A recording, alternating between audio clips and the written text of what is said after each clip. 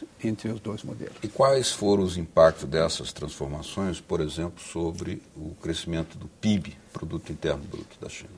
Olha, em 1974, quando o Brasil e a China reataram suas relações diplomáticas, o Brasil estava no auge da fase do milagre econômico brasileiro. O PIB brasileiro na época era de 334 bilhões de dólares.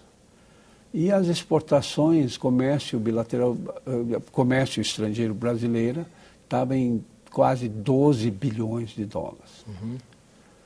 A China, naquela época, era muito pobre, era quase miserável. E tinha um PIB de somente 160 bilhões de dólares, menos que metade da brasileira, dividido por 10 vezes mais de população. Né? Então, o Brasil tinha 120 milhões, a China tinha 1 bilhão 200 bilhões, dividindo esse pequeno PIB para tanta gente. Um PIB per capita muito pequeno. Né? Muito. E o comércio exterior da China era também metade do Brasil, era 6 bilhões de dólares. Né? Como sabemos, a China evoluiu muito desde então. E aqui no Brasil nós não conseguimos crescer tanto. Né? Por quê? Bem, porque as prioridades chinesas e as prioridades brasileiras eram completamente diferentes. Na China, a prioridade era total, era busca de prosperidade a qualquer custo. Mesmo a custo de impactos ambientais e mesmo a custo de desigualdades sociais, que seria heresia marxista, tá certo? Então, enquanto no Brasil, o nosso modelo, a nossa prioridade não foi a busca de prosperidade. A nossa prioridade sempre foi a busca de estabilidade monetária, mesmo a custo da nossa prosperidade. Né? E então, cada um colheu o que plantou. Né? Nós chegamos a ponto de inverter, tornar o meio como nosso fim, e o fim virou nosso meio. Nós sabemos que qualquer teoria econômica, o fim dela é o bem-estar geral da sociedade, a prosperidade. Né? E a estabilidade monetária é um meio para esse fim. Bem, no Brasil virou um fim isso. Sem dúvida. A gente sempre cortou qualquer chance de crescimento econômico para manter a estabilidade monetária. Se a nossa economia ameaça crescer, a primeira atitude nossa é aumentar a taxa de juros para cortar o crescimento, para manter essa tal de estabilidade monetária. Isso me levou a escrever vários artigos para a Folha de São Paulo. Uma é a ilusão da política de juros exorbitantes. Outro artigo que a Folha publicou foi o modelo econômico de pobreza. E outro artigo foi um plano para a nação, né, que nós não temos. Né? Agora, o senhor apontou aí o que chamou de heresias marxistas, né? Crescer a qualquer custo, inclusive aumentando a desigualdade e a custa até de desastres ambientais. Porém, há uma outra questão que está presente no crescimento chinês que eu gostaria que o senhor também comentasse, que é algo que o modelo chinês não abriu mão, que é um papel protagonista do Estado, apesar da introdução de áreas de mercado, de funcionamento de mercado, que também devem ocorrer nos países chamados socialistas. Qual é essa?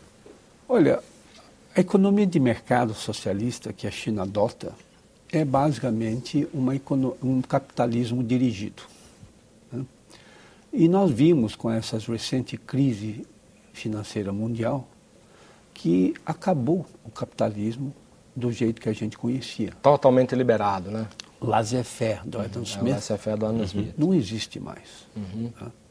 E estamos muito mais para Keynes do que para Adam Smith. E a China é justamente um capitalismo dirigido. Né? A China é realmente uma economia de mercado. Não existe, vamos dizer, planejamento central sobre tudo. Né?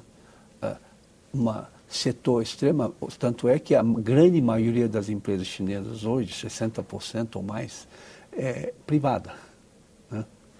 Então, eu acho que, eu muitas vezes digo que a economia chinesa é muito mais economia de mercado do que a nossa aqui no Brasil. Eu queria que o senhor entrasse um pouquinho mais, fazer uma coisa mais detalhada. Quer dizer, o senhor falou aí do discurso de Deng Xiaoping, que após esse discurso se colocou o bem-estar, a busca do bem-estar, da prosperidade no centro das metas chinesas. Sim. Agora, o que aconteceu, por exemplo, com o sistema produtivo? Porque não é fácil a gente ver no Brasil como é difícil mudar um sistema produtivo. Quer dizer, essa engrenagem toda de impostos, de tributos, estrangulamento da infraestrutura. Quer dizer, como é que foram desatados esses nós para que o país deslanchasse? Olha, a China seguiu um modelo mais ou menos clássico, que tinha sido seguido antes, né, por Coreia, por Japão, por Taiwan, né, Coreia do Sul. Os tigres asiáticos, né? Ou seja, vamos baixar nossos custos e obter receita de exportação para impulsionar a nossa formação de capital e desenvolvimento, né? Então, foi isso que a China fez. Ela retirou e a busca incessante por investimentos estrangeiros. Durante 3 décadas, a China discriminou contra a indústria nacional chinesa, favorecendo a empresa estrangeira. Essa política só terminou em 1º de janeiro de 2008 por causa da crise financeira mundial, né? Até então, a empresa estrangeira pagava 25% de imposto de renda e a empresa chinesa pagava 33% de imposto de renda, né?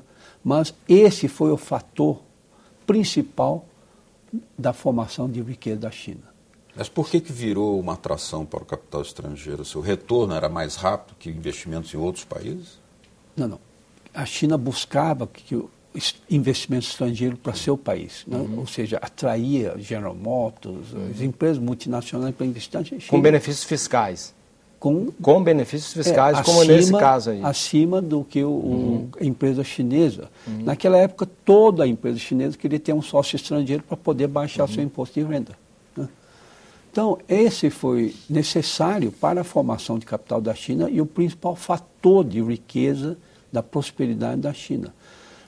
É um pouco diferente do que aqui no Brasil nós ainda somos muitas vezes dirigidos pelas nossas ideologias.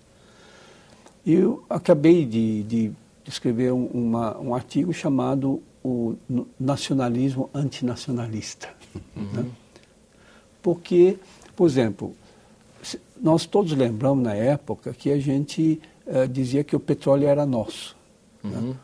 A gente não tinha recursos nem tecnologia para poder retirar o petróleo, mas era nosso, embaixo da terra, não beneficiava ninguém, nem o país, nem o povo, né? A gente estendeu nossa pobreza, né?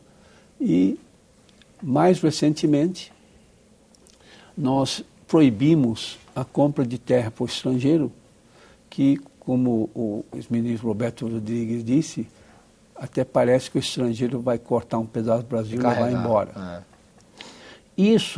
Essa nossa atitude foi muito agradecida pelos nossos vizinhos da América Latina e países africanos que receberam a bonança de prosperidade que nós rejeitamos, né?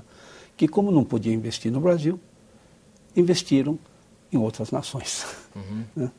Então, a gente acenou que não precisamos de investimento de capital estrangeiro, não precisamos de geração de empregos brasileiros, não precisamos de geração de riqueza e nem da divisas de exportação do soja ou outros que iriam plantar. A regulação na China e o desenvolvimento tecnológico. No próximo bloco, aguarde.